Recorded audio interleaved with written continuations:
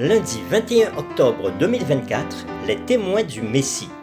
Chaque jour nous apporte de nouvelles opportunités ou de nouveaux défis. Mais quel que soit ce que cette journée sera ou ce qu'elle a été, nous pouvons vous assurer que Dieu est présent et qu'il veille sur nous. C'est pour cela que nous vous accueillons avec la joie que Dieu met dans nos cœurs, dans l'aventure dans la parole, pour partager cette séquence avec nous. Notre communauté s'agrandit et c'est grâce à vous. Soyez vous aussi actifs avec nous pour répandre le message et vous pouvez le faire en likant.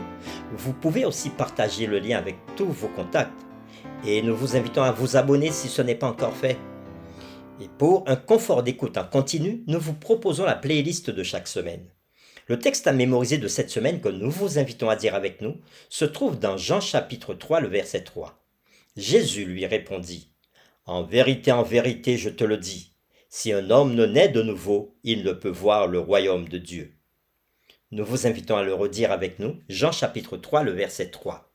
Jésus lui répondit : « En vérité, je te le dis, si un homme ne naît de nouveau, il ne peut voir le royaume de Dieu. » Pourquoi Jean fait-il intervenir des témoins pour attester ses écrits ? Quel puissant témoignage Jean-Baptiste donne-t-il à propos de Jésus ? Que disent tous les autres témoins de Jésus ? Les réflexions de cette semaine nous aideront à répondre à ces questions. Et aujourd'hui, nous le ferons avec la séquence « L'agneau de Dieu ». La nation hébraïque attendait un Messie qui le délivrerait de Rome. Le but de l'évangile de Jean était de changer leur compréhension du Messie afin qu'ils puissent reconnaître en Jésus l'accomplissement des prophéties concernant la venue du roi. Le Messie ne serait pas un souverain terrestre. Il était venu pour accomplir toutes les promesses de l'Ancien Testament à son sujet, y compris son sacrifice de soi en faveur du monde, et pour renouveler la relation entre Dieu et son peuple.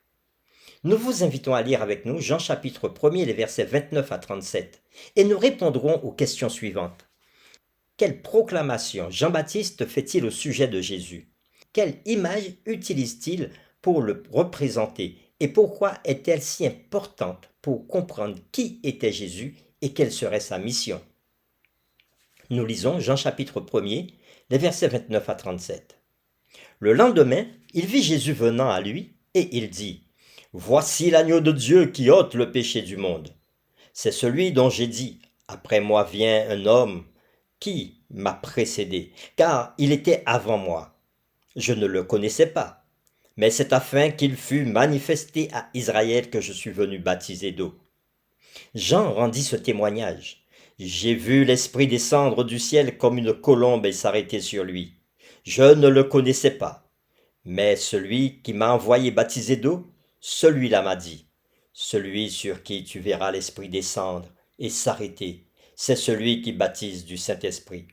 Et j'ai vu et j'ai rendu témoignage qu'il est le Fils de Dieu. » Le lendemain, Jean était encore là avec 2 de ses disciples. Et ayant regardé Jésus qui passait, il dit : « Voici l'agneau de Dieu. » Les 2 disciples l'entendirent prononcer ces paroles et ils suivirent Jésus. Après avoir lu Jean chapitre 1er, les versets 29 à 37, répondons aux questions suivantes. Quelle proclamation Jean-Baptiste fait-il au sujet de Jésus ? Quelle image utilise-t-il pour le représenter ? Et pourquoi est-elle si importante pour comprendre qui était Jésus et quelle serait sa mission ? La déclaration de Jean-Baptiste concernant Jésus, comme l'agneau de Dieu, soutient le but de l'évangile de Jean qui est d'apporter une compréhension renouvelée de l'œuvre de la nature du Messie.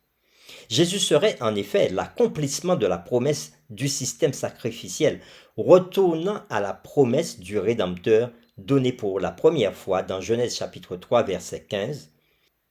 Et l'écrivain Ellen White dit à ce propos dans le livre Jésus-Christ, page 118, quand, lors du baptême de Jésus, Jean l'eut désigné comme l'agneau de Dieu, une nouvelle lumière se répandit sur l'œuvre du Messie.